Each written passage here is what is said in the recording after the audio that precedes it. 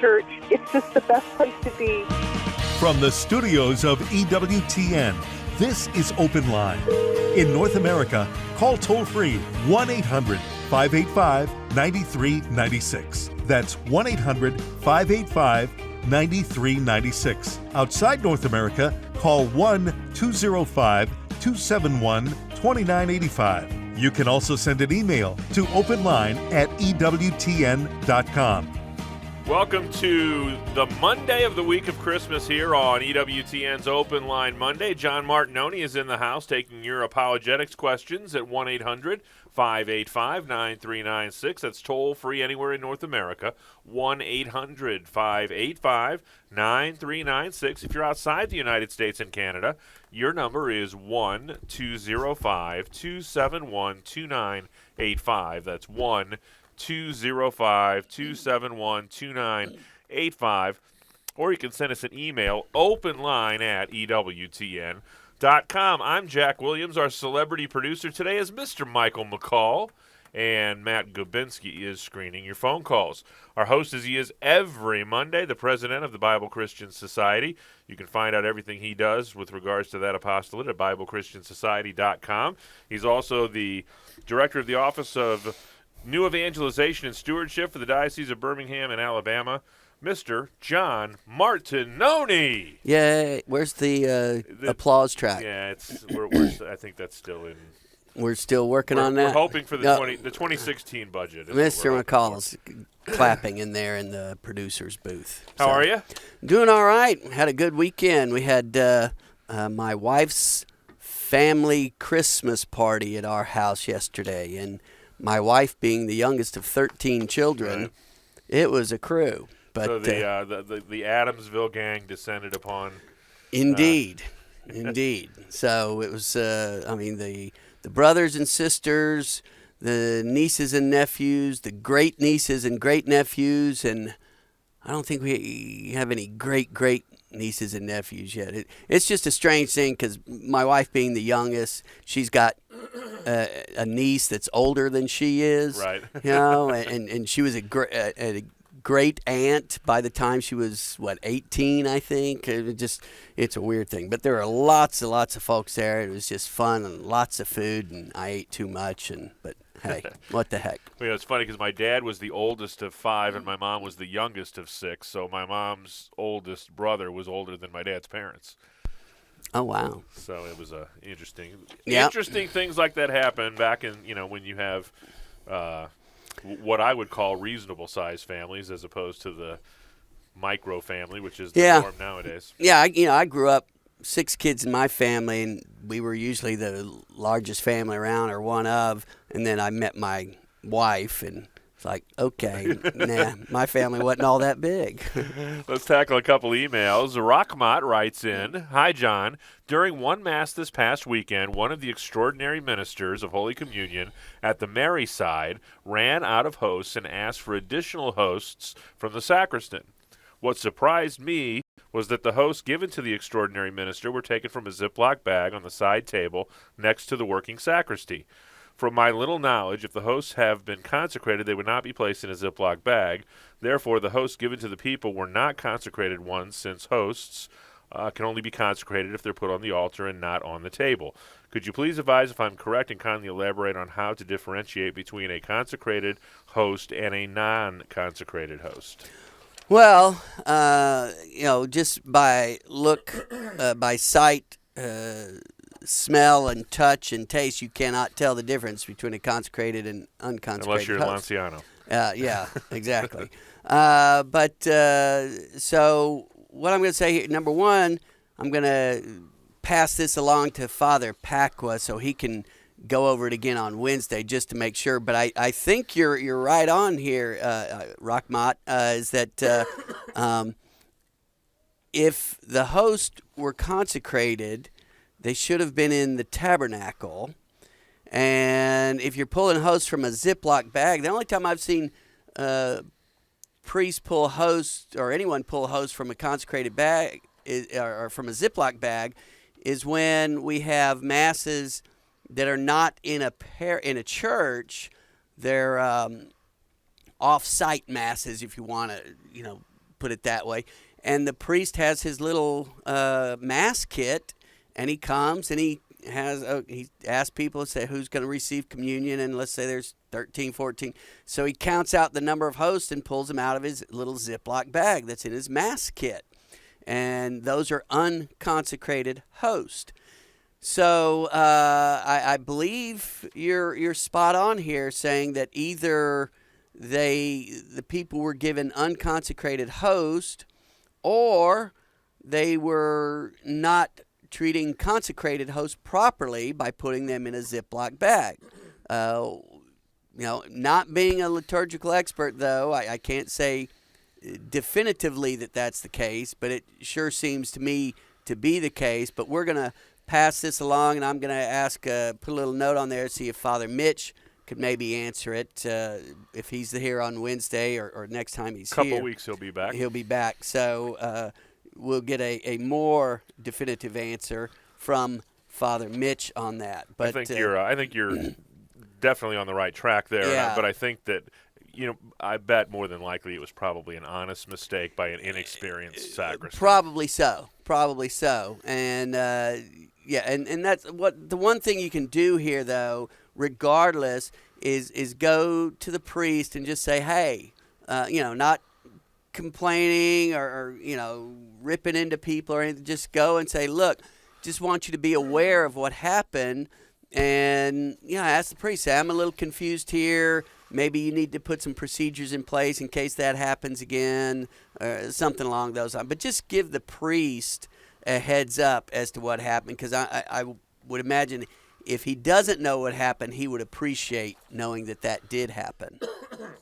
Braylon writes in, I was listening and heard the question about the crucifixion dealing with the wrist/hand debate. I was surprised not to hear that the hand and wrist are considered one and the same, which is what I've normally been told when discussing the physics of the execution. I've also heard that typical crucifixions used rope to tie the victim to the cross, but that Jesus was also nailed for additional torture. This makes weight a non-issue. I hope that these thoughts are valid and can possibly help the confused listener with a seemingly unnecessary concern.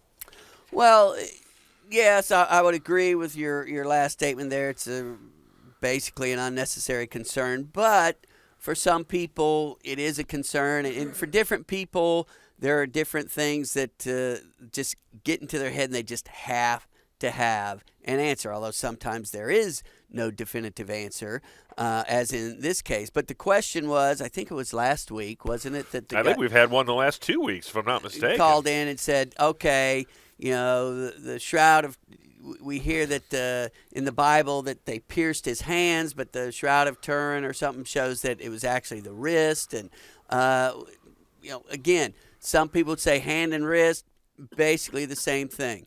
And in the culture of the time, they very well may have considered them the exact same thing. Technically, physiologically, they are not the same thing, but I can see how in any given culture you could say, hey, yeah, it's, hand, wrist. That I meant when I said hand, I meant wrist. Or when I said, there's practically no difference in terms of the language they would use. Quite often we use imprecise language to talk about certain things. Like the example I always use is, the sun came up at about 6:30 this morning.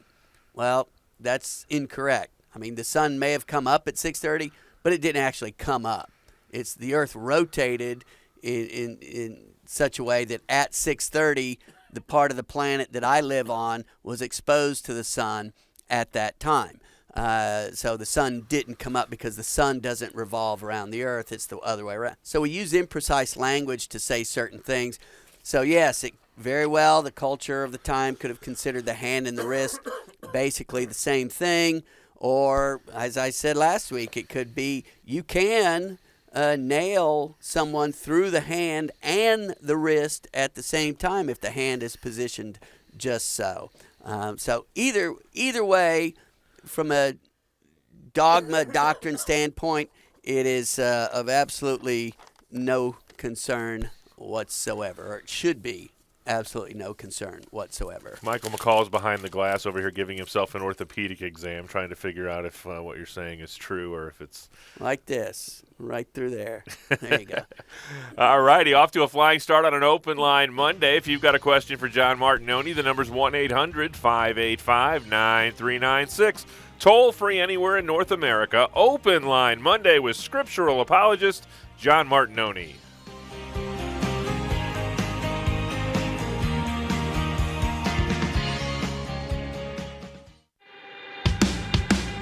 Christ gives you a second chance.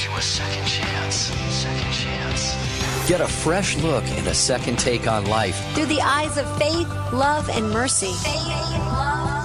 Take two. Take two with Jerry and Debbie. Take Two with Jerry and Debbie. Weekdays, noon and midnight Eastern on the EWTN Global Catholic Radio Network.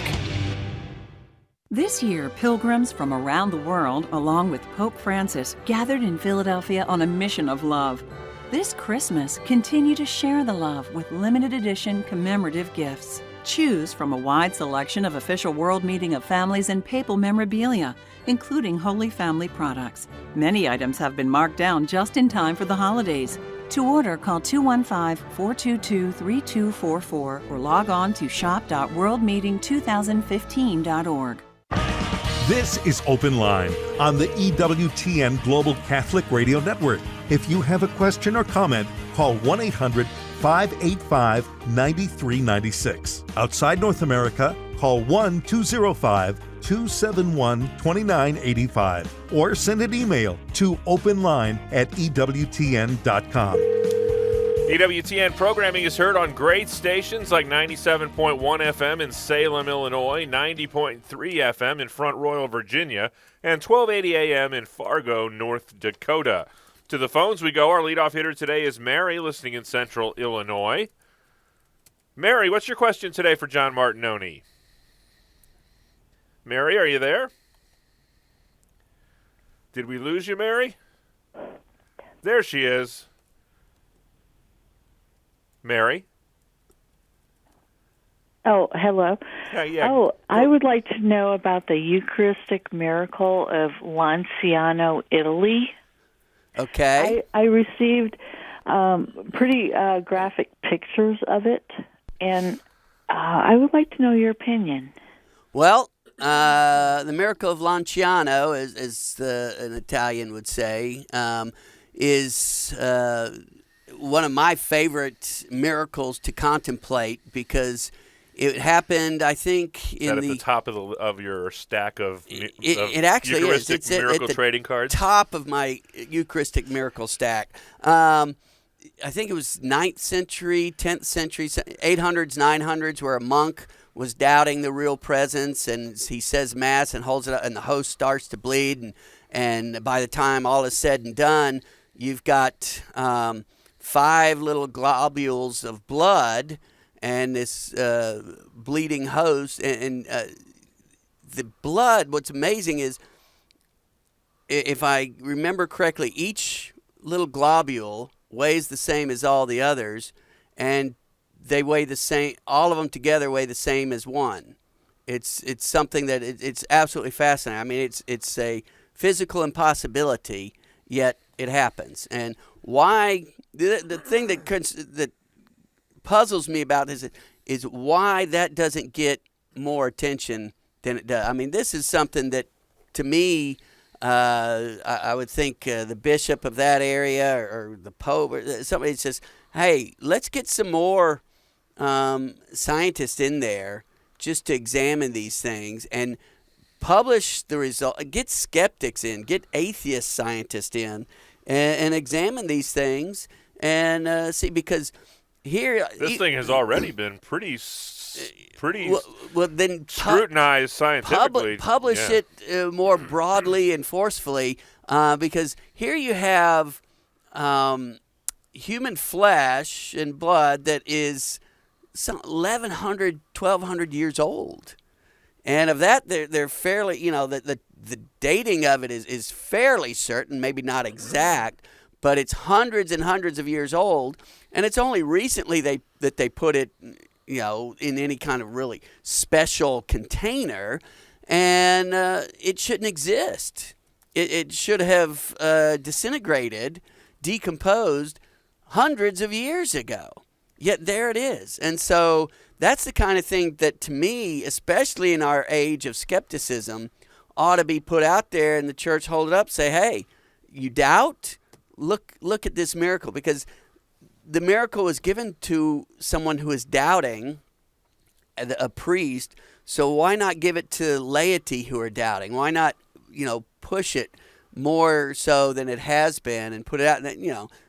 Somebody might say, well, that's not what the church does. But again, a miracle was given for a doubting priest. Well, maybe put it out there more forcefully for a doubting public. But no, I'm firmly convinced of this miracle, and it's an incredible thing. Is that helpful, Mary? Yes, it is. I am encouraged.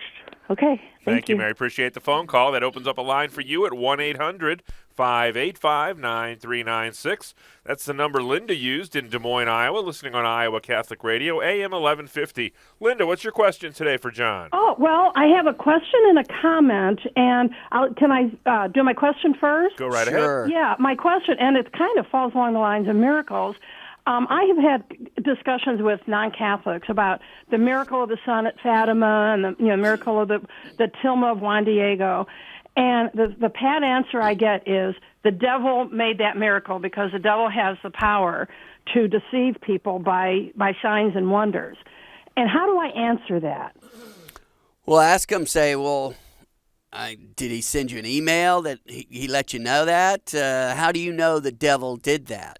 Where does the Bible say the devil did that? I mean, doesn't the Bible say in Acts and elsewhere that the spreading of the gospel will be accompanied with signs and wonders? Mm-hmm. Well, hey, here's a sign and wonder in the tilma of Juan Diego that caused millions, not just a few dozen people or a few hundred people, but millions, tens of millions of people in a very short time to believe in Jesus Christ as the Son of God.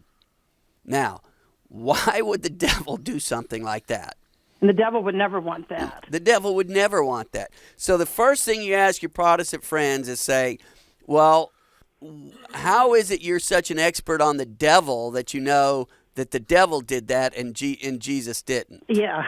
Okay? The other thing you can tell them is say, in the Bible, it talks about how the scribes and Pharisees attributed Jesus being able to expel demons to the devil. Mm-hmm. Yet it was God's work being attributed to the devil. And what does Jesus say? He says, basically, woe to you scribes and Pharisees. You can say what you want against the Son of Man, but you speak against the Holy Spirit. Yeah. And say, guys, you better be very, very careful what you say when you think that, this is the devil's work. When it caused people to come to Jesus Christ, it's actually the work of God. So you need to watch out. Okay? Thank you. And now can I give here's my Sure, comment real sure. quick. There is the best book I've ever read on the crucifixion of Jesus was by a Dr. Zugaby, I can't remember his first name, called The Crucifixion of Jesus, a Forensic Inquiry. And I read it every Lent. And being a nurse, I understand because it goes into a lot of anatomy and physiology. And he studied the shroud closely for years and years. And he said, I'll tell just really quick, that Jesus was crucified, that the nail went in at an angle, like a diagonal angle, how carpenters, nail wood to wood at an angle, right around the top of the thick of his hand, on the palm of his hand, down toward his wrist. And so when he was in the shroud, all you could see was the outside wound where the nail came out of his wrist. But if you would have turned his hand over, there would be the wound right in the center of his hand. Well, there you go. That's what I was saying. If the hand is positioned in a certain way, you can definitely put a nail through the bottom part of the palm and then right through the wrist. You're exactly right. Well, I'm glad you said that. And that I have not read that book, but I've heard a lot about it. And I've heard you must get it. It's okay. awesome. Repeat the name of it and the author? Yes, The Crucifixion of Jesus, a Forensic Inquiry. Dr. I can't remember his first name. Frederick. Z-U-B, as in boy, I-G-E, Zugaby. Okay. Frederick Zugaby. Yes. All right. Very good. Well, appreciate the call, Linda. Thank you. God bless, and Merry Christmas to you all. Thanks, Same to Linda. you. Appreciate Thank the you. phone call. That opens up a line for you at 1-800-585-9396. 1-800-585-9396. That's toll-free anywhere in North America. If you're outside the United States and Canada, your number is 205-271-2985, and we will put you straight to the front of the line. We have another email from Braylon. She's getting double duty here today on the program. Did Mary have a choice to bear Jesus? That is why she was obedient, correct? Still, Gabriel told he didn't ask, right? Well, yes.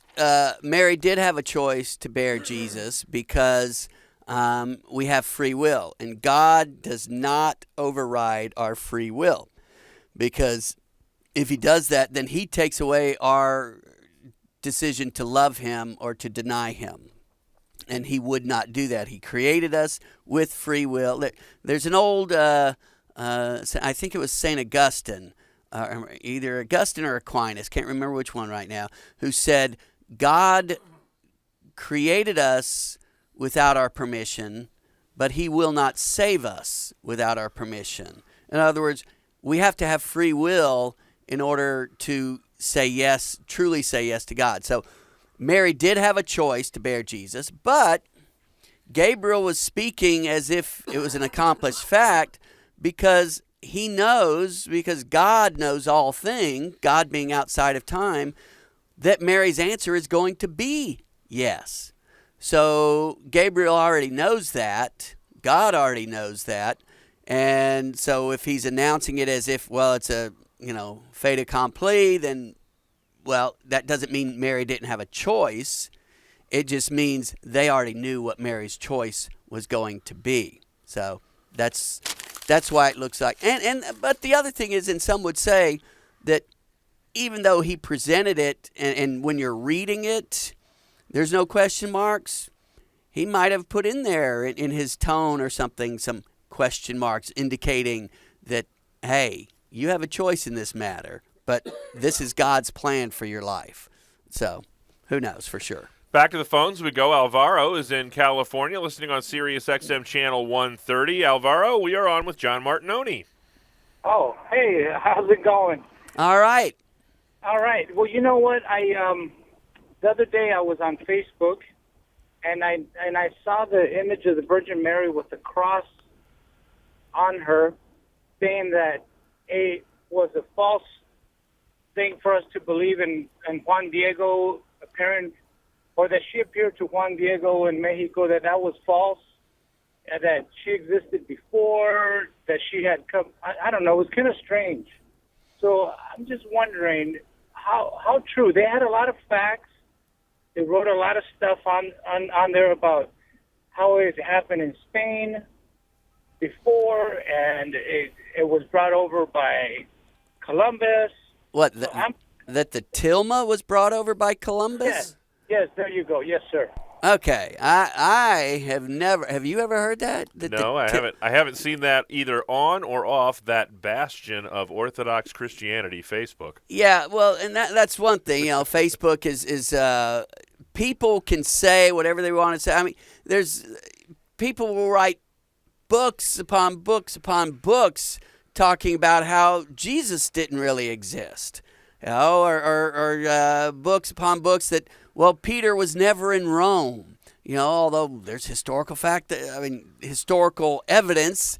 I won't say fact because we don't see it directly, evidence that he was indeed in Rome. So be very careful about what you read on Facebook. I have never heard anything. What I would do is see if there are sources mentioned in that article and go to those sources, because I'll bet you those sources are anti-Catholic authors or theologians or pastors who have no love of the Catholic Church, and they're just putting stuff out there to try to cause doubt in people's minds. Straight ahead, we'll talk to Cassandra in Utica, New York, and we've got plenty of time for your phone calls at 1-800-585-9396. Toll free anywhere in North America. Open Line Monday rolls on with scriptural apologist John Martignoni. I invite people to tune in to Women of Grace Live if they want to be encouraged, if they want to be instructed, if they want to be inspired. These opportunities present themselves not only through what we have to share on the air, but through the many calls that come in through our listeners. I am always amazed at how my own faith is edified through what our listeners share with us. I'm Janet Benkovic, inviting you to join me weekday mornings at 11 Eastern for Women of Grace on the EWTN Global Catholic Radio Network. 60 Seconds with Father Mitch Pacwa. This communion with Jesus and with one another, that being united to Him and abiding in Him, that is the indispensable condition for bearing fruit. That's why our Lord says, back in John 15, verse 5, apart from me, you can do nothing. If you're not united to Christ, you're not going to do anything for Him. So communion with Jesus, our Savior, focusing on Him and getting to know Him and be known by Him, that is what makes it possible for us to bear fruit as Christians. And communion with others is the most magnificent fruit that the branches can give. That's one of the things that He's looking for from us, that we have a communion with one another, that we have a love and a concern. Does it mean we agree with one another? Not necessarily. The people you know and trust are on EWTN. Check out EWTN's official YouTube channel. Just follow the link on our homepage at EWTN.com or go to YouTube.com/EWTN. Watch EWTN's live shows or today's homily from the Daily Mass. Click the upload button to see our most recent clips. You can also find all of EWTN YouTube content by clicking the playlist button. It's all on the official EWTN YouTube channel at YouTube.com/EWTN. Visit today.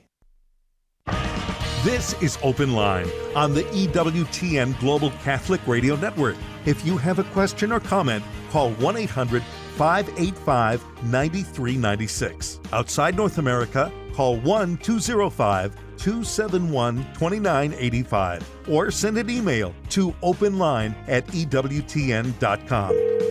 Tonight on the Journey Home with Marcus Grodi, Marcus welcomes former independent Eric Neubauer, and he'll reveal why he converted to the Catholic Church. That's tonight at 8 Eastern on EWTN television. And tomorrow on Mother Angelica Live Classics, the topic will be, what will you give Christ for Christmas? That's tomorrow at 8 Eastern on EWTN television. What's an independent? I'm not sure. Okay. You know who writes these tease sheets, don't you? No. Your celebrity producer today, Mr. Michael McCall. Okay. That's what it's, well, that's another reason to watch. Figure out. It's an election year. I think that's probably maybe why we whipped out that term. There you go. Could have something to do with it. All we know is that he's not dependent. Well, he is now. He was independent and he converted. Okay, there you go. Back to the phones we go. Cassandra's at Utica, New York, listening on Sirius XM Channel 130. Cassandra, what's your question today for John? Hi, I'm in my 30s, and I'm somewhat rare in my area of being pretty devoted to my faith and really studied it and learned it. And so when I have friends who are Catholic and they're doing certain things that I know are not of the faith and not necessarily the truth, I try to be delicate in how I talk to them about it. But my biggest concern, and I know that this will come up for the holidays, is when they're attending Mass and they are receiving communion when I know they haven't been to Mass in quite some time, or I know that there's, significant mortal sin or whatnot. And I struggle when that happens. I'm not sure how to handle it or if I should say anything. And I would love your advice on doing that in a way that is loving and truthful. Well, first thing I would try to do is see if you can enlist the aid of the priest at the parish, because it really is his responsibility to inform the people who are at any given Mass that, hey, if you're going to come up to receive communion, make sure you've been to confession at least within the past year. and that if you are in a state of mortal sin, if you have committed mortal sin, whether that be not attending Mass on Sundays when you could have, or having physical relations outside of marriage, or any of those things, then you should not receive communion until you come up, until you've gone to confession. And so go to the priest first, and even if you think, oh, he's not going to say it, give him the opportunity to not do his job. Because that's I think your first obligation here is give the priest the opportunity to do what he needs to do. Then if he refuses, then if he says, I'm not going to do that, then when you have a friend, and this is the difficult part, because the fact that you're even wanting to say something is out of love and concern for the salvation of that person's soul. However, most people are not going to take it that way. That's why all the time when I go around the country talking to Catholics about apologetics, and I say, well, how many of you have had somebody come up to you and think you're going to hell because you're Catholic? And I get 50 to 60 to maybe as much as 95%, depending on what area of the country I'm in. I said, how many of you got upset by that? Well, and most of those folks raised their hand. I said, don't get upset. That person has concern for the salvation of your soul. Now, they're misguided as to what Catholics believe, why we believe it, and so forth and so on. But they're showing you the love of Christ by coming up and wanting to save you. Problem is, most people you talk to who are Catholic, and you're showing the concern for their soul by telling them, hey, you should not be doing this, they're not going to take that well, no matter how lovingly, how respectfully you say it to them, no matter, regardless of the fact that you are actually more concerned about their soul, the state of their soul, than they are. That's where the problem is. So all I can tell you is go, number one, to the priest. Secondly, if you know of someone, say, hey, the church teaches, you may not realize this, but the church teaches that you need to go to confession if you've committed mortal sin before you receive communion, or if you haven't been to confession in over a year, you cannot receive communion. And just you need to consider that when you're at Mass this Christmas Eve or New Year's Eve or something. And you're just going to have to take the chance that people are going to get upset with you. And when they do get upset with you, say, listen, I understand that you're upset, and I get it. I said, but I want you to know that I'm saying this because I love you and I'm concerned about you, and word it however, but basically get across, I'm concerned about the salvation of your soul, just as I'm concerned about the salvation of my soul. And so I just want you to understand what's going on here before you walk into something that you really don't want to walk into. But just steel yourself for the fact that I'd say 99 times out of 100, someone is going to get upset with you no matter how loving and respectful you are. But be prepared for that. And then the second thing is where you try to disarm them, maybe with your second response. Say, listen, I love you, and I just don't want you to do something that could be hurtful to you. Physically, I wouldn't want it. Spiritually, I don't want it. And that's why I said it, and that's all. And if you want to ignore me, that's your decision. Okay? Because then you've done what you're called to do, and then you just pray for that person, okay? Yes, that's perfect. Thank you so much. You're welcome. Thanks, Cassandra. We'll head now to Austin, Texas. Eric, listening on Sirius XM Channel 130. Eric, what's your question today for John? Eric, are you there? Yeah, I'm here. I'm sorry. I thought you got it already. One of my sons, my younger son, who's 30, has kind of drifted away from the church in the last few years. And he, over Thanksgiving, he came home and talked a little bit about how the Catholic Church is a fallacy and Christianity is a fallacy because Jesus is just a continuation of the pagan myths and gods of Egypt and, years before that. And I know some of the fallacies of that, but I'm really not that well versed in it. and I was hoping to maybe get some information that would kind of apply it to that, or maybe a book I could read or give them to him, because he's searching for something, and he's just not sure what he's searching for, I think. So I wonder if y'all could help me out on that. Well, I'm trying to think. Is there? I can tell you one of the things he's probably searching for, and that's something that Dad won't come back at him on. Yeah. I'm trying to think of a book on the historical. Well, I've only read bits and pieces of it, so I can't say. But Pope Benedict XVI's book on, was it the historical Jesus of Nazareth? Jesus of Nazareth. There's 3 volumes. Yeah, and I think he goes through the historical Jesus and talks about it. But that may be a little bit heady, because if your son has fallen for this Babylonian/Egyptian myth thing, it's not very scholarly. It's just now, if you want to talk about myth, well, that's the myth, that Jesus is a myth from, a continuation of Babylonian and pagan and Egyptian gods. Here's the thing. Ask your son, just say, give me the evidence that you're relying upon to say these things. Because here we have the 4 Gospels, which are accounts of Jesus' life by 4 followers of his. And one, in particular, Luke, says at the beginning that, hey, this is based upon his asking people. He didn't see Jesus when Jesus was alive, but he's basing it upon people who did see him, who knew him, who were there, traveled with him, were his disciples. What evidence, son, do you have that these people are lying? Because 11 of the 12 apostles died for this quote-unquote myth. And ask him, say, son, would you die for something that you knew to be a lie?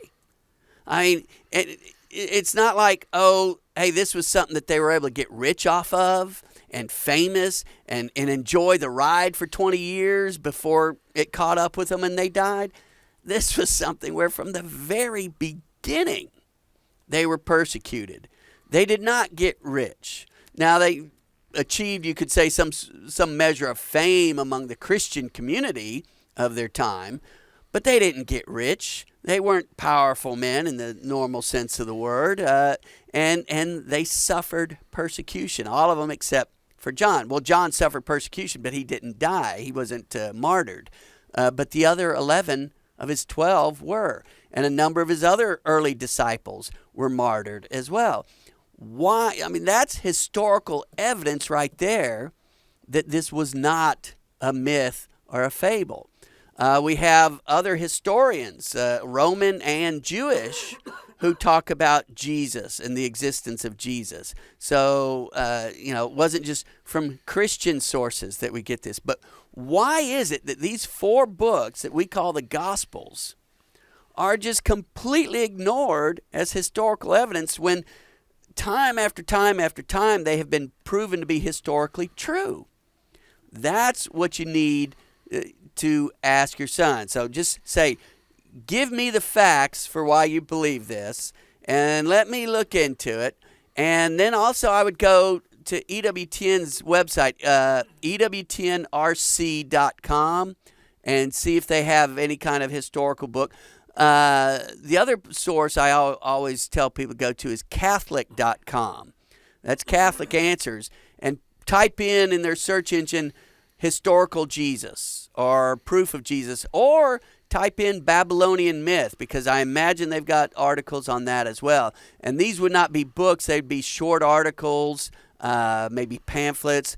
But if you don't find something at EWTN.com, go to Catholic.com, type in Babylonian myth or historical Jesus, something along those lines, and I'll bet you'll get the information you're looking for. But first and foremost, I would challenge your son, say, give me the evidence, and who are these people you're listening to, because I can guarantee you they're not credible scholars. Does that make sense? The December 25th was is a pagan holiday, except for the new birth of a new god. Well, yeah, and the thing is, maybe so, and maybe it was Christianized. But so what? There is actually evidence, early evidence, from church fathers that Jesus was indeed born on December 25th. At least that was the date that they had hundreds and hundreds of years ago. So was it exactly December 25th? Who knows? But the fact that, hey, if they didn't really know, and so they said, well, look, there's this pagan festival at this time of year, and we think he was born around this time of year. Let's put it there and let's Christianize this pagan festival. Where is the harm in that? I mean, because right now what we're seeing is the paganizing of Christmas.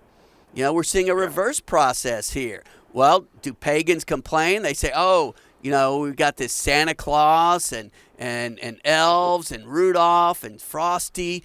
No mention of Jesus. Oh, but you can't do Santa Claus or Frosty the Snowman because that's just a Christian myth. No, they don't do that. They're paganizing Christianity, the Christian festival. So what's wrong with the reverse? Nothing at all. I mean, the fact that someone takes something that's pagan and makes it into something Christian that's good and noble, tell me why that somehow disproves that Jesus was actually born on December 25th. It makes the logic just isn't there. Thanks so much, Eric. Hey, thanks a lot. I also talked to him about the prophecies in the Older Testament. Well, foreshadow that. And the thing, you could also show him what we were talking about earlier. Go online and type in Eucharistic miracles, and show him that. I mean, and the tilma of Juan Diego, and how it's miraculous that it's still in existence, and the properties associated with the tilma are miraculous. And also type in incorruptibles. These are bodies of saints that are hundreds and hundreds of years old, and they haven't turned to dust. It's beyond the capability of science to explain. So show them some of those things and say, here's your myth, sonny boy. 1-800-585-9396. We've still got plenty of time for your phone calls. 1-800-585-9396. That's toll free anywhere in North America. Open line Monday with John Martignoni.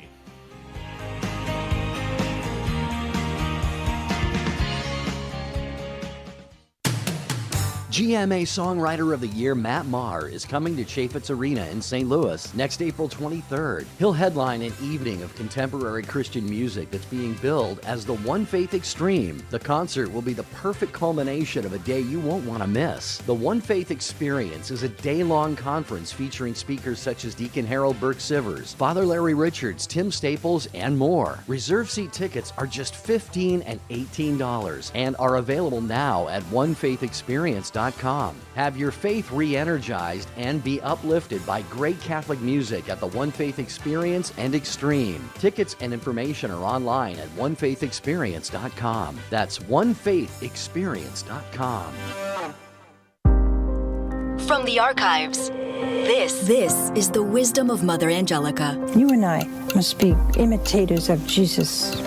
We are victims sometimes of circumstances, as he was here. But it was all accepted as the Father's holy will. That is holiness. So try to pray. How much time do you spend watching soap operas or television that really isn't good television? See, when I need to relax, I find prayer very relaxing. You can kick your shoes off and just sit there and talk to the Lord. He's your friend. You don't have to be on your dignity. There's many times during the day you can pray. In your car, when you're picking up the kids, on your way to the office. Let us be Jesus-oriented. He loves you. For more about Mother Angelica, visit EWTNRC.com. This is Open Line on the EWTN Global Catholic Radio Network. If you have a question or comment, call 1-800-585-9396. Outside North America, call 1-205-9 888-271-2985 or send an email to openline@ewtn.com.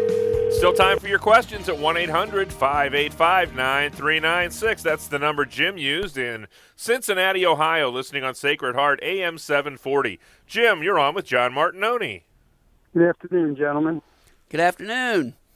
I have a question. It's kind of funny. It's been bothering me for a while. Nothing very serious, but since it's Christmas time, I've always thought of these kings bringing all the gold and myrrh and incense to Jesus on his birth, which at that time my understanding was a vast fortune. What happened to all that?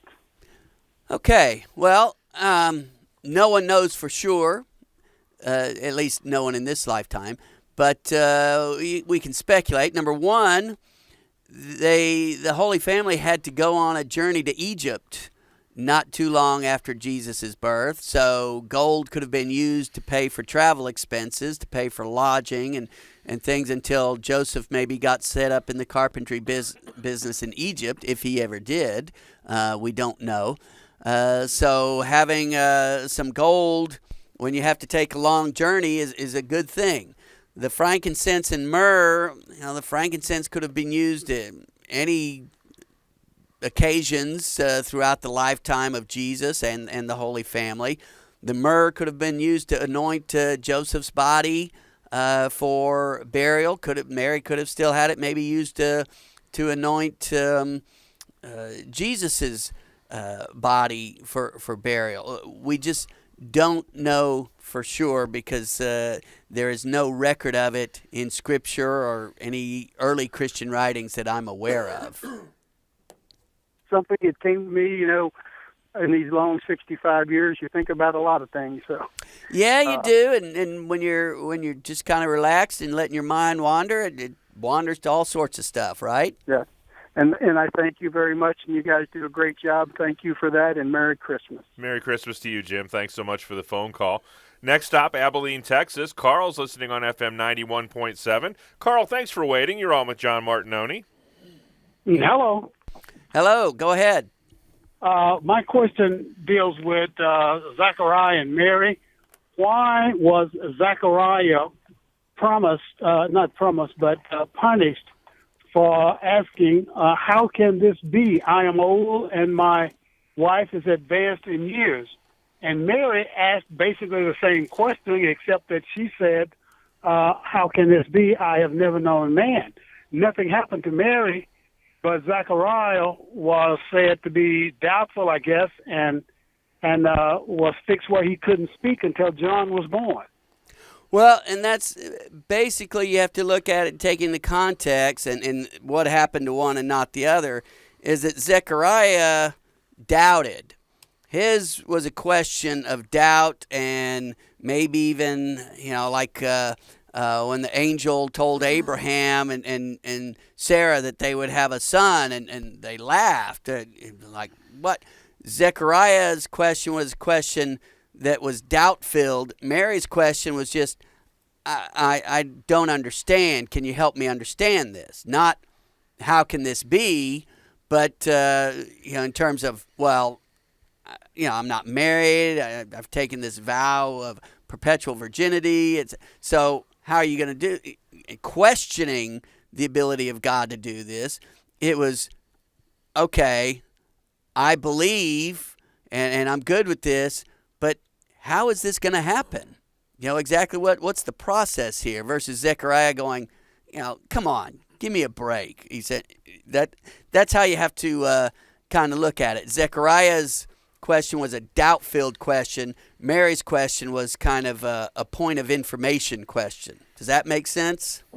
Yeah, it does. It just seems like that is the best answer that I've had. Now, we have discussed this in my men's Bible class, and most everybody says the same thing I am. I don't know. It just seems like it was a basic same question. But I did have one of the individuals who said, well, I think it was a precedent-setting. Certainly Zechariah and his wife had engaged in sexual intercourse, and Mary hadn't. So Zechariah and and his wife knew the process. And Right. Mary didn't. Well, Mary, being, you're in basically a rural area. There's animals around. They knew from early on the process, but Mary's question basically points to the fact that her vow of virginity was a perpetual vow because she was betrothed, or you might call it engaged, to Joseph, although betrothment was a little beyond engagement. So the fact that she asked that question points to the fact that this was a perpetual vow of virginity that she had taken. Otherwise, the question makes no sense because the people of the time all knew about the birds and the bees because they had the lambs and the goats and the bulls and the cows that they were around day in and day out. So her question points to her perpetual virginity. Thanks so much. We're going to head now to South Africa. Christine, listening via shortwave in South Africa. Christine, you're on with John Martignoni. Hi, John. How's everybody? Everybody's doing well, Christine. How are you? I stay up till 4 o'clock every morning just listening to you people because our timing. I'm fine, thanks. I just want to tell you something. Somebody phoned in just now to query the date of Jesus' birth, the accepted date. When my mother was pregnant with me, I was her fourth child. And her third little child was a golden-haired, blue-eyed little boy. My other two sisters were brunettes like me. And she had heart problem, and she was in mourning for her little boy that died when she was pregnant with me. Plus, she had clots shooting to her heart and lungs, and the doctors were saying she's going to die. She has to have an abortion. She has to, and my mother wouldn't give in, and my aunt was bringing out two little children. Margaret, you've got to live for your baby, so on and so forth. I'm cutting the long story short. And afterwards, my mom said to me... You've got to hurry, Christine. Yes, my mom said to me, Christine, I just said these words to Jesus. Jesus, please save my baby, and please, Jesus, let my baby be born on your birthday. And at 3 o'clock on Christmas morning, I was born perfectly physically healthy, and my mother lived to 77. Awesome. That's a great way to close the program today. God bless you, Christine. Thanks so much for sharing that story with us. John, where can they find more of what you do? BibleChristianSociety.com. And for Pat, got the talk there called Genesis and Evolution. What do Catholics believe? BibleChristianSociety.com. On behalf of our host, John Martignoni, our producer, Michael McCall, call screener Matt Kabinski, I'm Jack Williams. Thanks so much for taking some time out of your day. Back at it tomorrow with Barbara McGuigan. Until then, God bless.